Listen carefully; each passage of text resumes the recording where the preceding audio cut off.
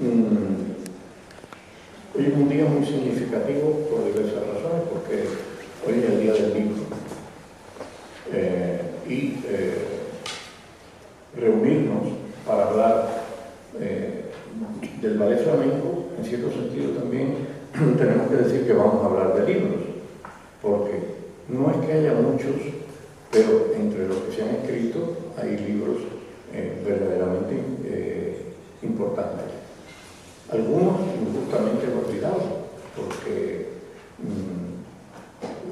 las olas de la vida moderna son a veces demasiado agitadas y hay autores que lamentablemente se han quedado de olvido.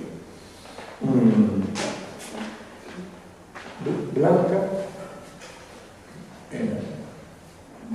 yo la vi bailar muy al principio de yo llegar a Madrid y me impresionó muchísimo. Cuando todavía no trabajaba yo en el periódico El País, luego, ya estando en el periódico El País, volví a verla, escribí sobre ella, y luego cuando me marché del diario al Ministerio de Cultura a trabajar como asesor nacional de la danza, el primer trabajo que me encargó el ministro fue organizar en Reggio Emilia, en Italia, un festival de la danza española. Y en ese festival de la danza española iba a haber una gala, una gran gala, donde tenía que estar representado lo mejor y lo más significativo de ese universo tan amplio que es la danza española. Invité a Blanca a ser la Soledad del Mantón. Y en esa gala también estuvo Mario Maya, bailó Arantxa Güell, también bailó el Corsario. Si lo miramos ahora retrospectivamente, allí teníamos un momento de verdadero esplendor de la danza española, tanto en el clásico como en el neoclásico, como en el flamenco, como en el ballet español. Había un momento de verdadero esplendor. Y la gala fue todo eso. Yo me quedé muy contento de aquello. Y naturalmente, la figura central de la gala y quien cerró el espectáculo fue Blanca con su Soledad del Mantón. Hablamos mucho. Yo me acuerdo que para preparar el libro del festival, estamos aquí, y Blanca me dio para publicar en el libro unos poemas que ella había hecho, que ella había escrito sobre su propio baile y sobre el mantón, sobre el papel simbólico y troncal que tenía el mantón como símbolo en su baile personal y en general en el baile flamenco. Y tengo que decir que aprendí muchísimo, que para mí fue, puedo decir que honrosamente un privilegio, tener de primera mano el relato de esa experiencia vital, de dedicarle un baile al mantón, jerarquizar el símbolo, sacarlo incluso de su fisicalidad y convertirlo en un elemento poético dentro de la danza. Luego, el otro tema que yo quería tratar hoy, que tiene que ver también con Blanca y su larga y rica experiencia de escenario y de tablao, yo quería hablar de cómo el propio tablao ha jugado un papel decisivo en el desarrollo del ballet flamenco, que es una cosa no del todo reconocida. Incluso yo me he encontrado reputados especialistas que no han pisado nunca un tablao. Y yo me pregunto, ¿cómo puedes entender? Precisamente el tablao te da la oportunidad de acercarte a esa expresión artística de una manera en que no hay teatro en que eso pueda hacer aquí. ¿Tengo razón en eso? Totalmente. Sí. Y yo quiero hablar de ese tema, de cómo primero el café cantante en el siglo XIX evoluciona hacia el fenómeno tablao, por qué el tablao se llama tablao y cómo el tablao se convierte en el crisol de muchos, y de donde surgen muchísimos artistas que luego van a hacer una carrera importante tanto en el baile como en la coreografía, en el teatro, pero exprimiendo, acunando esa experiencia que han recibido en el tablao. El tablao hace un papel no solamente de modelar al artista, sino de endurecerlo en el sentido de prepararlo.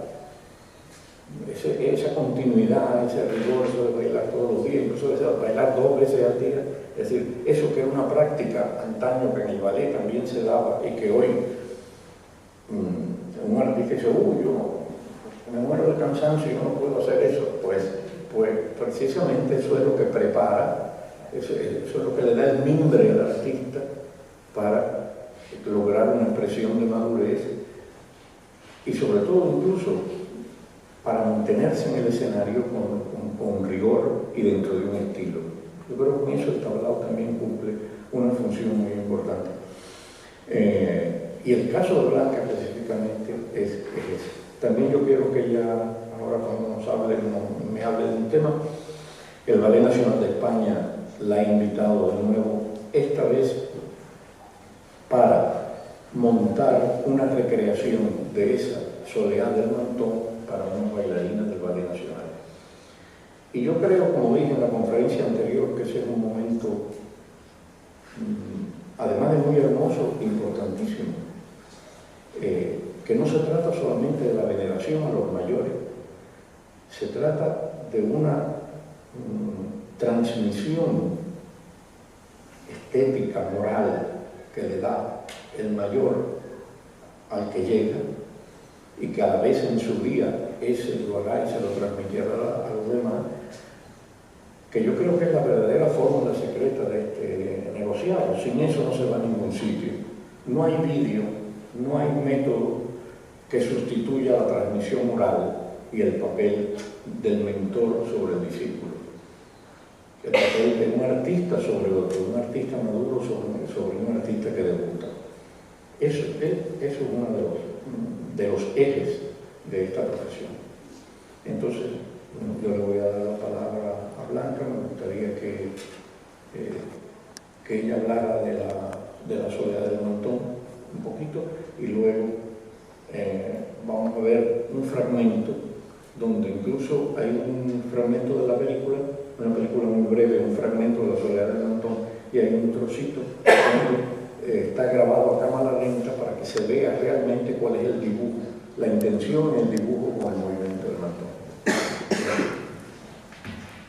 Muchísimas gracias, Roger, por estar a tu lado y hacerme volver la vista atrás hacia una gala, como él antes decía, mágica, que difícilmente, ya no se repetirá, claro, pero era un montón de artistas impresionantes. Se llamaba España Baila, en Reggio Emilia, una ciudad bellísima, pequeña, italiana, donde había 4 teatros del siglo XVIII, XVII, que yo me quedaba impresionada de esos teatros tan impresionantemente bellos y conservados perfectamente. Le llaman en Italia la ciudad de la danza. Es una ciudad bellísima, llena de vegetación. Yo diría que una ciudad para soñarla. Por eso tal vez tenga esos teatros tan maravillosos. Dirigiste la gala, no es porque tú estés delante, pero tú lo sabes maravillosamente bien. Y hiciste como una especie de entroncamiento de lo que es la danza lírica clásica con el flamenco. Bueno, pues vamos a lo que él quiere que hable de la Soleá del Mantón. Hay coreografías que nacen trabajándose mucho, uno, la imaginación, lo que quiere, trabaja mucho sobre esa dirección, esa ilusión que ha creado en su cabeza para llevarla al mundo de las formas, al mundo de la danza. Buscar la música, buscar los guitarristas idóneos, el cantaor y tal, pero otras creaciones nacen espontáneamente. En un ensayo surge La soleá del Mantón. Yo estaba ensayando otra cosa, yo estaba ensayando la caña, que la estaba bailando con bata de cola y mantón. Era mi vuelta a los escenarios en el año 80. Y entonces mi madre vino con un mantón maravilloso, antiguo, muy antiguo, que me había regalado el tío de mi marido, que era anticuario, sí, negro y marfil. Y entonces vino mi madre a traérmelo recién planchado, era una verdadera maravilla. Y entonces, como acababa de quitarme la bata de cola y me había quedado con una falda de ensayo de esas lacias que no eran de escenario, pues yo empecé a mover el mantón de manera, pues jugando un poco. Y entonces el guitarrista empezó a tocar por soleá, porque le gustaba aquel vuelo que estaba viendo, y el cantador empezó a cantar. Y estuvimos ahí jugando con el mantón, con el ritmo, con el baile. Y surgió algo bellísimo, ¿no? Y me dice mi marido cuando terminé: ¿te has dado cuenta de lo que has hecho? Digo, bueno, pues no sé a qué te refieres, pero no, bueno, sí, lo que has hecho con el mantón, ¿no? Después cuando te has puesto a ensayar las cosas, lo que has hecho con el mantón. Digo, bueno, sí, algún día pues en la caña haré todos esos arabescos que he hecho con el mantón más grande, como este que es muy grande. Dice, no, hazlo pasado mañana, que es tu presentación a la prensa, como que vuelves al baile. Esto mismo que has hecho ahora. Digo, es imposible.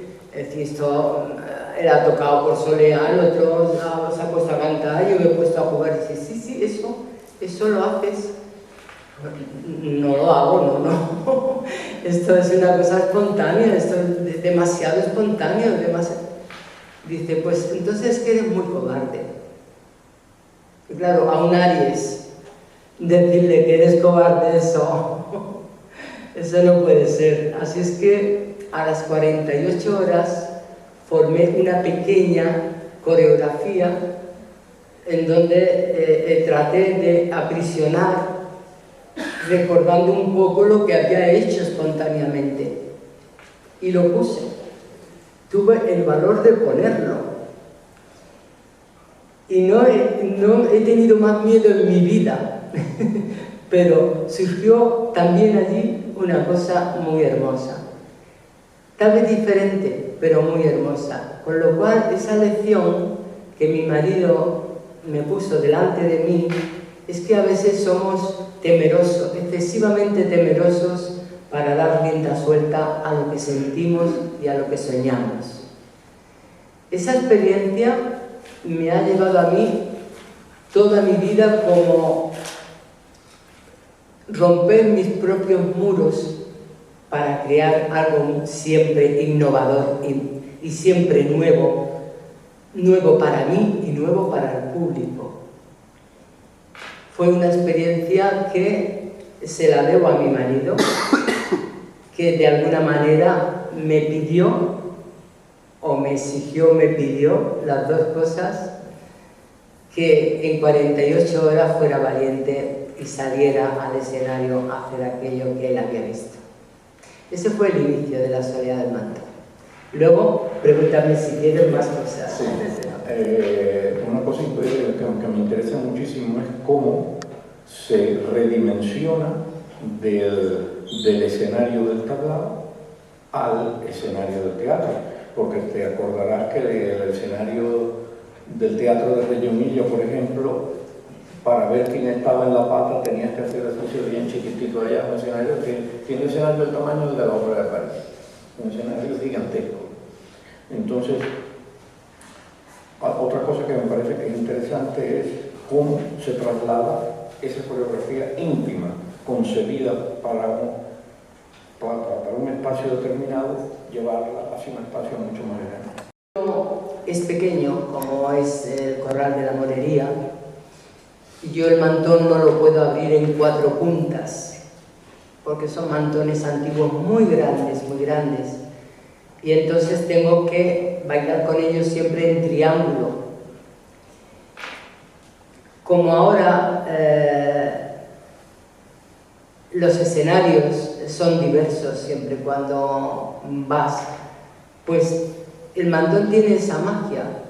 Depende de donde lo cojas y cómo lo cojas, se abre absolutamente, abre todos sus 4 ángulos, que es muchísimo más difícil de bailar con él así, o se pliega.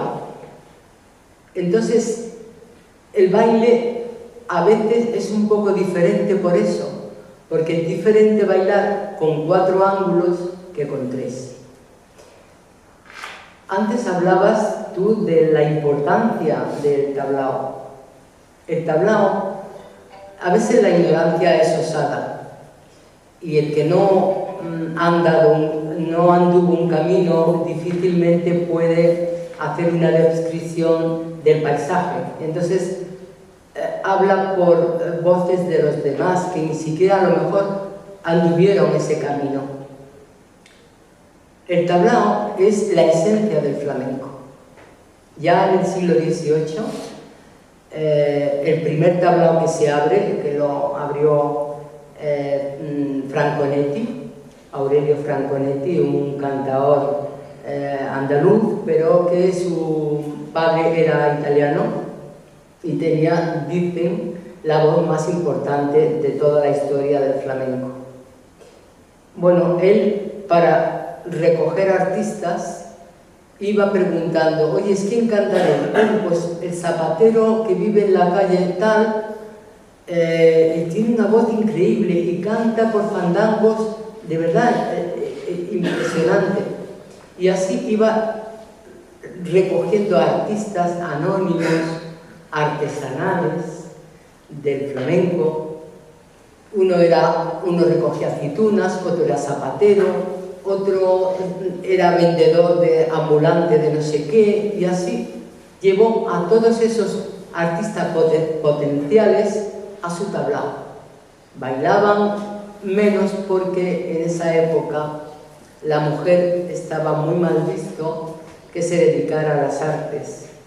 Cuando sobre todo se dedicaba a bailar, pues todavía peor vista, porque si tocabas el piano era muy bonito, era de la alta clase, pero el bailar o ser cantaora, eso estaba mal visto. Entonces había menos mujeres en los tablaos. Él abre su tablao y empieza a florecer, y se empiezan a crear los verdaderos estilos, porque se cruzan de todo lo que es la España y todo lo que es Andalucía, gente que empieza a aportar sus estilos, los estilos de sus lugares de origen, más el estilo que él creaba, porque se imaginaba otra manera de cantar. Así que, como él ha dicho muy bien antes, el tablao fue y sigue siendo un crisol para respirar mutuamente estilos diferentes y creaciones diversas.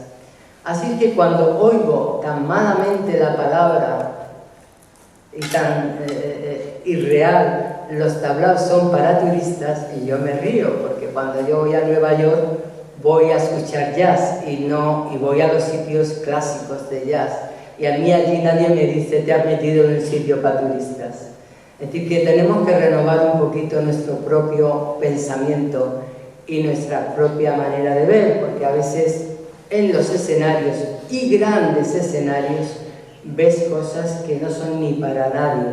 Y ya no digo los para turistas, que me parece además un error, que son los que más viajan y los que más saben de arte, de cultura y y de países, de cultura viajera, ¿no? Es por eso que habrá que reflexionar muy mucho cuando hablemos de las artes y dónde se posan las artes y cómo nacen esas artes. Lo mismo puedes ver lo mejor del flamenco en el tablao, que es la mayoría de las veces, se lo puedo asegurar, que en el Teatro Real, como también estamos en el Teatro Real. Al hilo de lo que ha dicho Blanca, no hemos preparado un guión, pero ha salido así, ha salido perfectamente. Ha salido perfectamente. José Blas Vega, gran amigo y gran conocedor del flamenco, otra persona que me ha ayudado muchísimo en estos 30 y tantos años que llevo en esto, que en realidad esto es un aprender que no se acaba nunca, se aprende todos los días. Y tengo que decir que José Blas Vega me ayudó y me enseñó quien me regaló por primera vez un libro de Vicente Marrero hablando de flamenco fue José Blas Vega en 1981. Eso no lo olvido, y el libro lo tengo conmigo. Y José Blas Vega me puso a mí en antecedentes de una cosa con respecto a los cafés cantantes y a los tablaos. Escribió un libro maravilloso. Maravilloso sobre eso. Y me dijo: Roberto, tú has escrito que Diaghilev fue el primero, que en cierto sentido sí lo fue, que cuando fue con los ballets rusos a Granada, escogió, pues, desde las cuevas del Sacromonte hasta su paso por Córdoba, Granada, Sevilla, Cádiz, cogió una serie de artistas, entre los que habían dos parejas de escuela bolera, la Albaicín también que iba, y entonces organizó un cuadro flamenco, y se lo llevó con su temporada a París. Y en una noche de ballet, en que se presentaban ballet con música de Stravinsky y de Debussy, se presentaba el cuadro flamenco. ¿Y qué hizo Diaghilev? Diaghilev le encargó a Picasso el telón. Digo, ¿cómo yo arropo esto para que esto adquiera la entidad de un ballet de creación y esté al nivel de todo lo demás? Y tuvo un éxito enloquecido con esto. Bueno, pues resulta que me puso José Blas Vega en antecedente de que antes, en el siglo XIX, había un empresario de Moscú que se llamaba Pavlovsky, que estuvo precisamente en Córdoba, en Granada y en Sevilla en 1889 la primera vez y en 1894 la segunda, buscando artistas por los cafés cantantes para llevárselos a Moscú. Es decir, de modo que Diaghilev, que era un hombre muy listo, probablemente esta copla la había oído de dónde tenía que ir a buscar esos artistas. Es decir, los primeros flamencos llegan a un teatro de Moscú de la mano del señor que se llama Monsieur Pavlovsky, porque lo elegante era hablar en francés, en los rusos de esa época. Es él el que escoge una serie de artistas y los lleva allí. Vamos a ver el trocito de la soleada de Antón.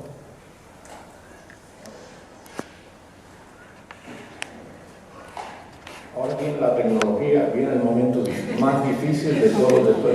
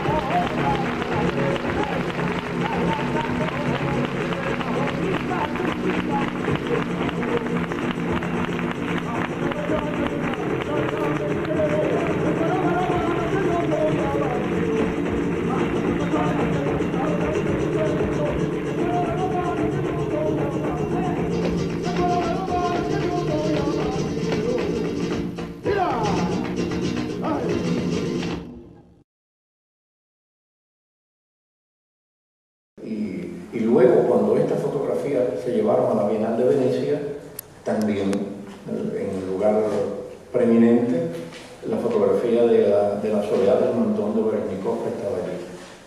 No creo que ni siquiera era la misma, creo que era de la misma serie, pero que era otra. Son unas fotos francamente espectaculares de captación del movimiento.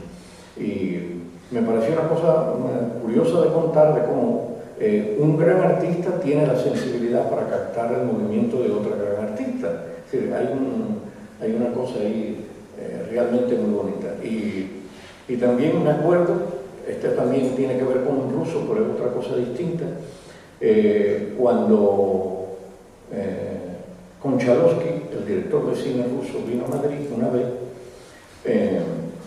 me dijo, llévame a ver algo auténtico de baile español, de flamenco. Entonces llamé a Blanca. Ese día tú me ibas a bailar. Ese era el día de descanso y le dije Blanca, y Blanca como siempre, estaba generosísima, ese día bailó. De bailar. El caso es que bailó la Soledad. Y Mijailovsky estaba haciendo una película en ese momento, que era una película un poco complicada, que se desarrollaba una serie de artistas que iban en un tren, y me dijo, yo no sé cómo, pero quiero que haya una bailarina de flamenco con un mantón en el tren. Y me dice, no pega. Y le dije yo creo que no pega. Y él me dice, ya haré yo que pegue. Y efectivamente, en esa película de Konchalovsky hay una bailarina que recorre el tren, dentro del tren con un mantón, y es un homenaje a ese día que vio a Blanca en la Soledad del Mantón. El caso es que el Corral de la Morería específicamente, Blanca está aquí por tres razones fundamentales. Quiero presumir de amiga, eso por una parte, luego por la gran artista que es, y otro porque representa la pervivencia del Corral de la Morería, porque no todos los tablaos han tenido la suerte de continuar, permanecer y mantener un rigor en lo que presentan, que la selección de lo que se presenta responda a verdaderos intereses artísticos. Una anécdota que conocemos todos, ¿dónde encontró Pilar López a Antonio Gades? En el Corral de la Morería. Y cuando fue a la Feria de Nueva York, que de allí se hizo famosísimo, Antonio Gades ya hizo su película con Carmen Amaya y todo, y estuvo genial, la farruca que baila es inmejorable y todo, pero no pasó nada en España con esa película. Una película magistral, y no pasa nada con la historia de los tarantos. Si no la habéis visto, os la recomiendo, porque es una verdadera joya cinematográfica puramente española y flamenca, donde actúa Carmen Amaya, donde Carmen además ahí tiene un mérito extraordinario porque estaba muy malita ya, pero se ve que cuando eres poseída por la creación se te quitan todos los males. Y efectivamente, realmente Gades salta a la fama porque en el Corral de la Morería Pilar López lo descubre, y también le descubre el comisario que creó la Feria Internacional Española en Nueva York, y ese fue su trampolín.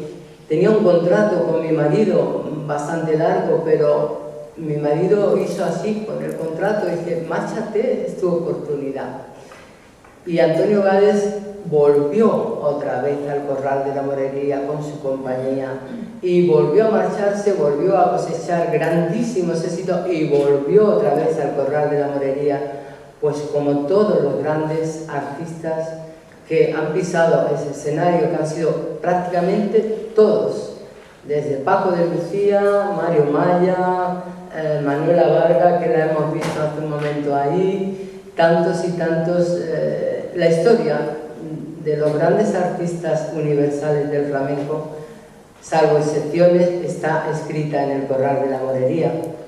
Y no solamente los artistas que han pisado el escenario, sino abajo en las mesas hay historias increíbles de todos los grandes pintores, escritores, Salvador Dalí, Picasso, el poeta Rosales, en fin, no sé, tantos, ¿no? Toda la saga de los Kennedy por ir a la política, el zar de Persia, ahí conoce a la que luego fue su definitiva esposa, y porque ella estaba con Faradiva, se casó con Faradiva, pero la conoció ahí en el Corral de la Morería. Él estaba con la otra esposa con la que no pudo tener hijos, Soraya. Y sí, y los ojos bellísimos. Y mi marido es el que presenta a Faradiva a su emperador, que ella cuando lo vio allí quería conocerle, y al año volvieron ya casados. Es decir, que infinidad de historias, ¿no?, que han vivido las paredes del Corral de la Morería. Es decir, que los tablaos son unos grandes desconocidos para el público que solamente tiene la etimología en su mente y una coletilla que corresponde más a las salas de fiestas de las costas de España que a lo que es un tablao. Lo contaba siempre Antonio Gade, que fue en el camerino del Corral de la Morería donde Pilar, con esa parsimonia y esa seriedad, esa distancia que tenía ella de decir las cosas, donde siempre había un poquito de retranca con el dice, esos apellidos que usted tiene son muy bonitos en su pueblo, y lo bautizó en el Corral de la Morería, lo bautizó ella como Antonio Gade, porque él bailaba con sus apellidos originales. Y ella le dijo eso, esos apellidos son muy bonitos en su pueblo, pero para hacer carrera no sirven. Y entonces lo bautizó como Antonio Gade. Has mencionado, es verdad que no tenemos que escribir un guión, porque justamente lo de Manuela Vargas, he traído un trocito del baile que más me gustaba a mí de Manuela, que es el Milagrar. Qué personalidad. Qué personalidad. Que yo me permito decir que mi modestia que eso lo bordaba. Eso lo bordaba. Y ella misma me dijo que de esta grabación estaba muy contenta porque el escenario simulaba un tablao. Y dice, y algunas veces me decía, Roger, a veces bailo en un ladrillito porque se me olvida que estoy en un escenario y mentalmente vuelvo a ese espacio original donde también se puede hacer todo.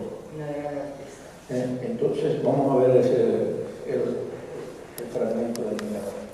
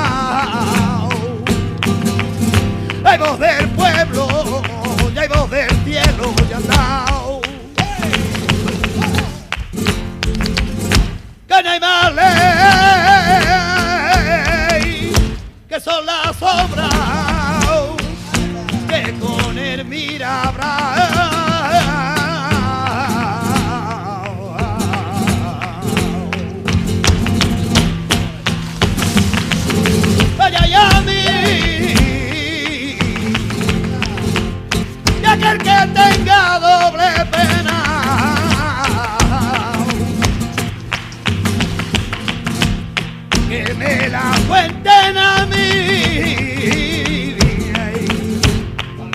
que yo soy fuerte y la resisto, que estaba hartito de sufrir.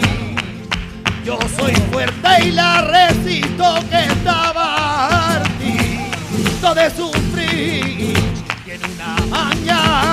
Tiene una maña, cuando te riño llamado. ¡Ale! ¡Sí! ¡Vamos allá!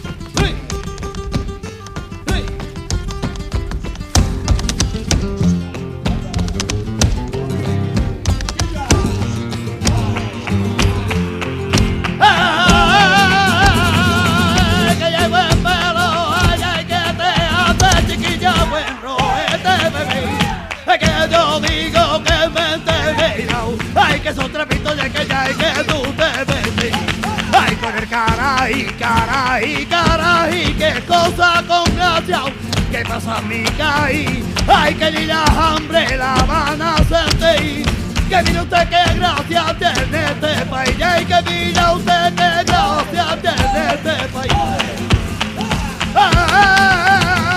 ay que mi prima Rosario, la mejorana, la que baila señores, esta gitana,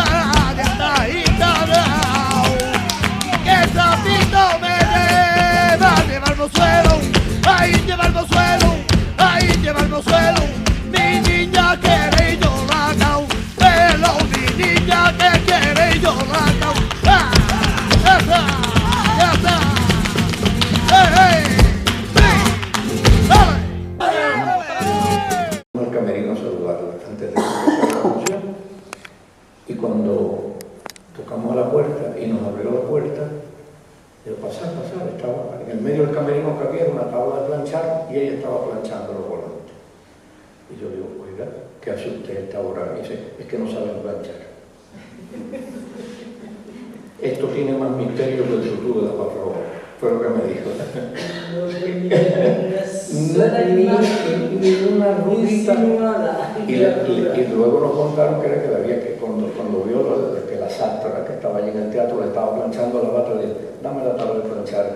Y la plancha, y se llevó la tabla de planchar a la plancha, y ella planchó su volante como yo creía que debía. ¿Tenía su planchadora oficial? ¿Qué pasa? ¿Estaría mala o algo así? era una planchadora profesionalísima, porque ella no permitía ni una sola sombra de arruga. Era una gran artista, muy grande. Una vez me dijo también del apresto que usaba para... Eso tiene también, Roger, su misterio, el apresto, para que no brille, pero que... Porque a veces eran patas de colores, sí. Y entonces el almidón clásico es blanco. Claro. Entonces lo almidonaban con cola de caballo. Eso me dijo por Sí. Antes de que pasar un breve turno de preguntas, hay dos cosas más que yo quería apuntar, que es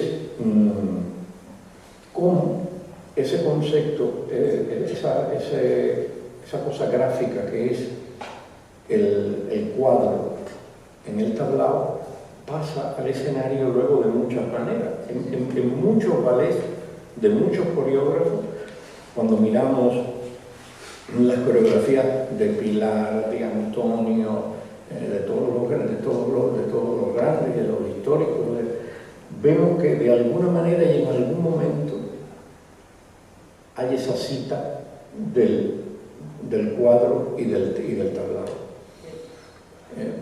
En el propio Gales, en algún momento hay expresamente se cita al tablao. Eso no es un homenaje mecánico, eso es porque sanguíneamente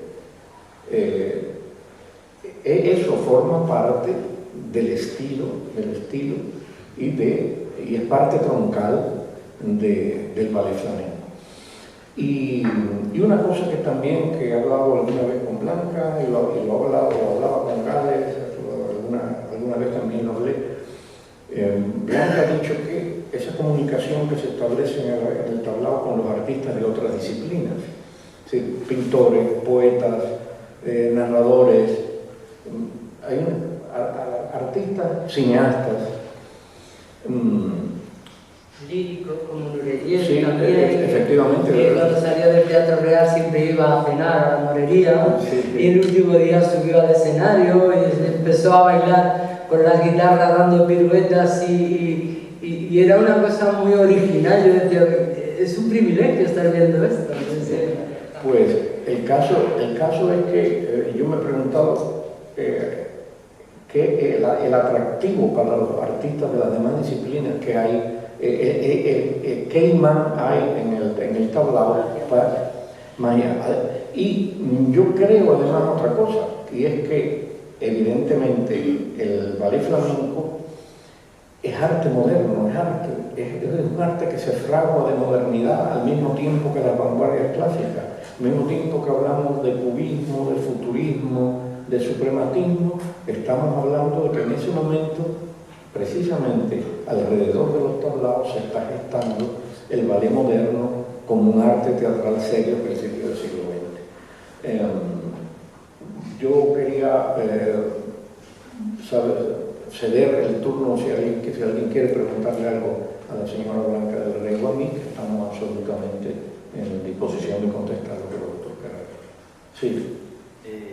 Yo la he visto en la pantalla bailar con el mantón. Y usted ha hablado de mantón de 4 puntas. Sí. Y aquí solo he visto un triángulo, o sea, 3 puntas. Sí, es que esa coreografía pertenece ya hace mucho tiempo, ¿no? Todavía no había hecho la nueva versión, que la veremos la estrené en el Teatro del Canal hace 3 años y ahora la estoy pasando. Voy a hacer una coreografía muy bonita del testigo de pasar la soleá del mantón al Ballet Nacional y ahí se baila en 4 puntas. Por eso, porque ha sido una evolución que se ha gestado durante tiempo, donde yo vi en un principio que el mantón no era un mantón, que era un ser que cobraba vida y en el fondo es un paso a 2. Por eso en las primeras fases he bailado en triángulo, porque mover ese mantón antiguo, usted no se puede imaginar lo que pesa. ¿Cuánto pesa el mantón? Bueno, el Ballet Nacional lo ha puesto porque la primera bailarina, que es la que lo va a hacer, Esther Escudero, quería saber lo que pesaba. Así, pesándolo, no pesa nada más que 3 kilos, nada más que 3 kilos, pero usted no se puede ni imaginar lo que ese peso es durante 14 minutos en vuelo. No se ve Exactamente, cuando eso está volando y lo paras en seco, pues te supone una hernia de disco en el cuello o muchas más cosas, ¿no? Que tienes que sufrir posteriormente, claro. Bueno, mi pregunta era justamente en relación con este proceso de transmisión, ¿no? No sé si la nueva versión va a ser con una sola bailadora o va a ser con varias, pero me interesaba preguntarte un poco qué es lo que tú estás experimentando a nivel del gesto, de lo que se transforma al pasarlo a una nueva generación de bailarines, qué es lo que ellos tienen dificultad, qué es lo que va mejor, qué es lo que va peor, qué es lo que se transforma. Bueno, lo primero que le dije a la primera bailarina del Ballet Nacional, Esther Escudero, lo primero que le dije es: tócalo, suéñalo y vívelo. Una imagen bellísima que me dejó el gran maestro de la guitarra, Sabicas, es que en las noches de lluvia se acostaba con su guitarra para que no pasara frío, porque el concierto del día siguiente su guitarra tenía que tener ese calor. Y le entiendo porque a mí me pasa con los palillos. Cuando un artista no se da cuenta que algo que coge forma parte ya inexorablemente de él, cuando quiere hacer algo, tiene que ser una prolongación de sí mismo. Si no, es algo que estéticamente queda, pero no transmite nada. Entonces, lo primero que he hecho con ellas no es coreografiar. Digo con ellas porque el Ballet Nacional, naturalmente, se lo tengo que enseñar a tres porque la primera bailarina se puede poner enferma y hay que sustituirla, ¿no? Lo primero que he hecho es que jugaran con él, quisieran amistad con él. Usted dirá, esta mujer está elucubrando, pero tiene que formar parte de ti, de tu piel, de tus manos. Y para abrirlo, una pieza que va en 3, que luego va en 2, que luego va en triángulo, medio triángulo, tú tienes que saber manejar las posiciones sin verlas, con el tacto de tus manos. Tienes que coger el mantón de una punta, pasarlo a la otra, hacerle más grande, hacerle más pequeña sin verlo, con el tacto. Como los ciegos tienen el tacto absolutamente desarrollado, pues así tienes que hacer con el mantón. No es una cuestión de girarlo, de hacer esto, de hacer lo otro, no, es una cuestión de sentirlo, de vivirlo con él. Y esto la fase muchísimo, es la más difícil de todas, porque mover el mantón mueve a mucha gente, pero vivir el mantón y bailar un pasador con el mantón, hasta ahora solo lo va a hacer Esther Escudero. Bueno, para terminar yo quería decir que la única manera de caminar hacia el futuro es observando y asimilando las tradiciones. Y la tradición del Día del Libro es regalar las flores y los libros. Y yo le he traído a Blanca unas flores y mis libros de danza, porque es lo menos que puedo hacer con un artista como ella. Es un honor, es un honor. Bueno, yo quiero darte las gracias. Bueno, muchísimas gracias, de verdad. No. Bueno, gracias.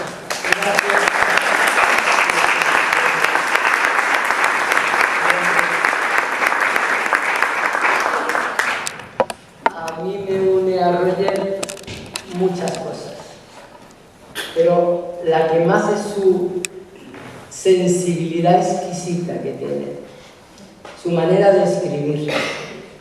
Yo quiero que en ese 60 aniversario que vamos a celebrar el año que viene en el Corral de la Morería, se celebrará en otro sitio porque son tantos amigos los que van a venir a esa fiesta.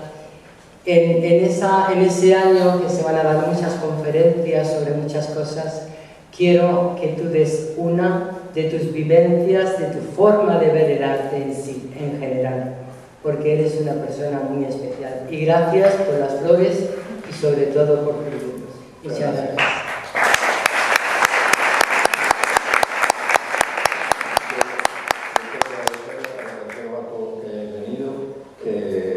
Si las cosas salen como tienen que ser, próximamente cuando haya de nuevo este ciclo volveremos aquí y tendremos más conferencias sobre más temas, volveremos a hablar de ballet flamenco y volveremos a hablar de ballet clásico y en general de la danza, porque yo creo que los encuentros en vivo entre el público, artistas, críticos, escritores, todo esto nos enriquece de una manera vital y necesaria, sobre todo en los tiempos que corren.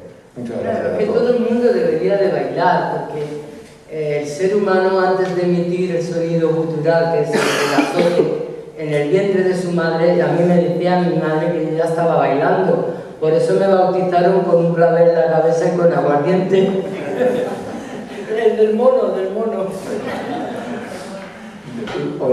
Le repito todo que quedáis convocados para la próxima temporada de conferencia que volveremos a vernos aquí. Muchas gracias y muchas